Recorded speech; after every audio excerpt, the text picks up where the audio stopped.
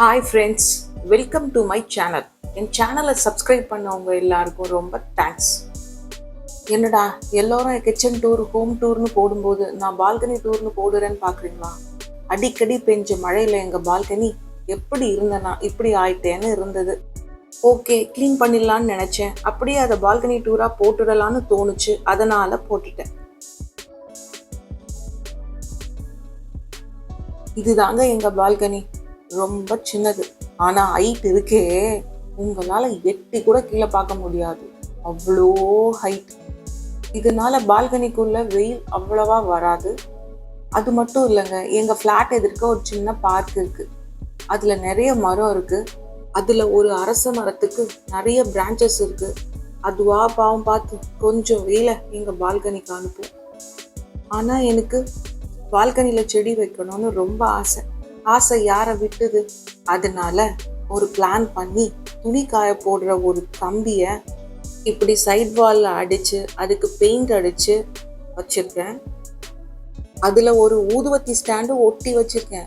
ஏங்கிறது பின்னாடி தெரியும். அதுல இப்போ 2 டைலையும் அடுக்கி வச்சுக்கிறேன்.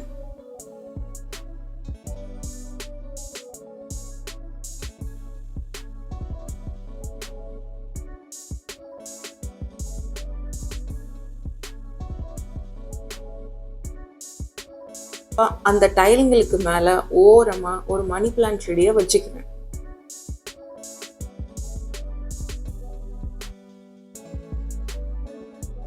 மணி பிளான்ட்டுக்கு பக்கத்துல ஒரு கற்பூரவள்ளி செடியை வச்சுக்கிறேன். இப்ப வாங்க துளசி மாடத்துல துளசி செடியை நடலாம். ஃபர்ஸ்ட் துளசி மாடத்துல கொஞ்சம் மண்ணு போட்டுக்கிறேன். அது கூட ஒரு மஞ்சள் 2 கொட்டைப்பாக்கையும் ஃபர்ஸ்ட் போட்டுக்கிறேன்.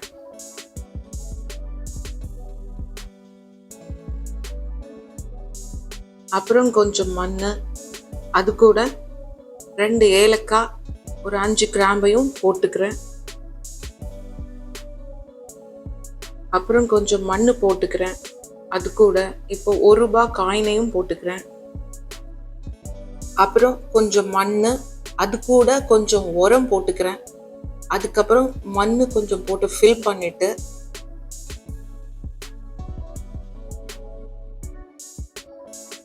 வாங்கி வச்சிருக்க துளசி செடியை துளசி மாடத்துல நட்டுக்கிறேன்.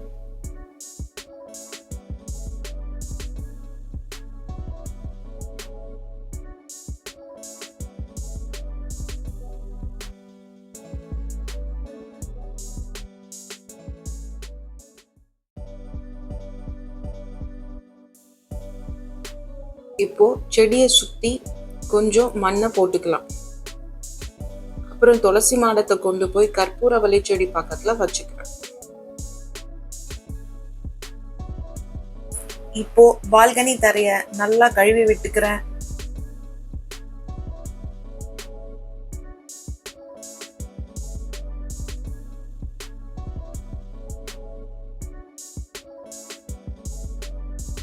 ரெண்டு கத்தாழ செடியில ஒரு கத்தாழ செடிய பால்கனியோட அந்த சைட்ல ஒரு சின்ன டைல் போட்டு அது மேல வச்சுக்கிறேன்.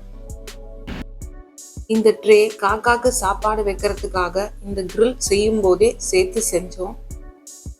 இதுல ஒரு மஷ்ரூம் பாக்ஸை எடுத்து கட்டிக்கிறேன். அப்பதான் காக்காக்கு சோறு வைக்கிறதுக்கும் எடுத்து கிளீன் பண்றதுக்கும் ஈஸியா இருக்கும். துளசி செடிக்கு மேல ஒரு டெரகோட்டா பெல்லு தொங்க விட்டுருக்கேன். கொஞ்சம் தள்ளி விண்டு சிம் ஒன்று வச்சிருக்கேன்.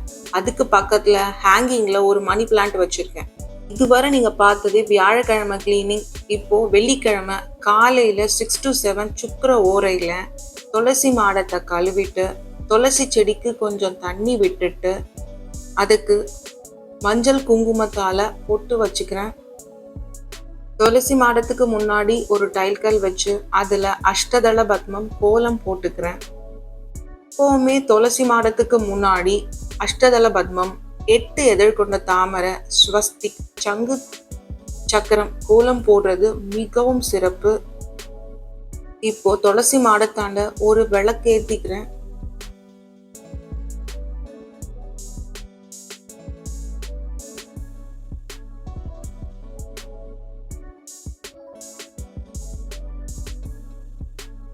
ஒரு சின்ன தட்டுல கொஞ்சம் கல்கண்டை நெய்வேத்தியமா வச்சுக்கிறேன்.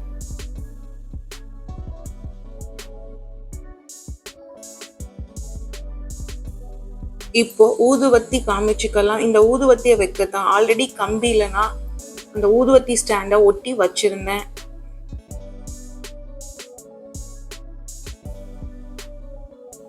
இப்போ சாம்பிராணி காட்டிக்கலாம்.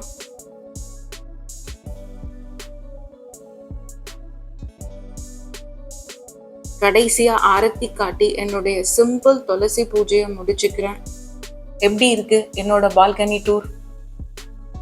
என் பால்கனி பார்க்கத்தான் சின்னது. இங்க சாப்பிட காக்கா மட்டும் இல்ல, அணில், சிட்டுக்குருவி, புறா, இன்னும் பேர் தெரியாத பறவைலாம் வருவாங்க. பார்க்கவே அவ்வளோ கொள்ள அழகா இருக்கும். அது மட்டும் இல்ல, மத்தியானத்துல இங்க வந்து உட்கார்ந்தா அந்த அரச மர காத்து இருக்கே, அப்பப்பா செம்ம சூப்பரா இருக்குங்க. கீர்த்தி சின்னது ஆனா மூர்த்தி பெருசுன்ற பழமொழி எதுக்கு பொருந்துதோ இல்லையோ என் பால்கனிக்கு ரொம்ப பொருந்தும். உங்களுக்கும் என் பால்கனியை ரொம்ப பிடிக்கும்னு நினைக்கிறேன். பிடிச்சிருந்தா லைக் பண்ணுங்க, கமெண்ட் பண்ணுங்க, ஷேர் பண்ணுங்க, அப்படியே சப்ஸ்கிரைபும் பண்ணிடுங்க. சொல்ல மறந்துட்டேன். தேங்க்ஸ் ஃபார் வாட்சிங்.